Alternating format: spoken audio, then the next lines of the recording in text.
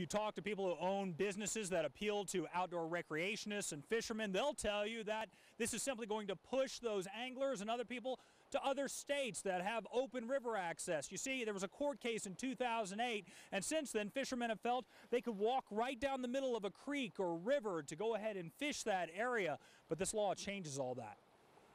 So yeah, he signed it this morning. Today, there were a lot of questions for Steve Schmidt. I think he was under tremendous pressure. Schmidt is the owner of Western Fly Fisher and one of many anglers hoping Governor Gary Herbert would veto House Bill 141. The perception is the big problem, and the perception that sends a message that we're not recreational friendly in this, in the state of Utah.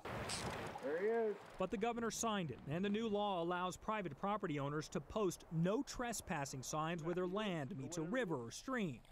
Fishermen can float by, but touching the stream bed will be illegal without permission. This is a classic case, Fields, of a handful of greedy fly fishermen getting too greedy. Don Pay is an advocate for sportsmen, but he says some fishermen were trespassing and creating conflicts. People violated their private property rights. The governor's spokesperson, Angie Welling, says he looks at this law as a place to begin. It puts everyone back on equal footing. It puts the private property owners on equal footing with the outdoor recreationalists, and gives us a starting point, kind of an equal starting point to move forward. Welling points to another bill the governor signed creating a waterways task force. But anglers who felt waterways were public property are smarting from the blow and feel the time for compromise may have gotten away. It has no teeth. For what? I mean, what's the motivation?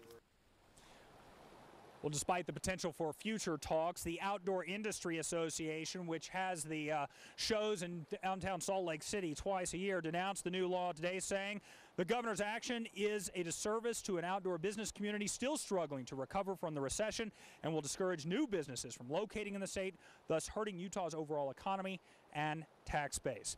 There's also already talk of legal challenges from attorneys which are representing fishermen's interests. That law goes into effect on May 10th. Mark, back to you.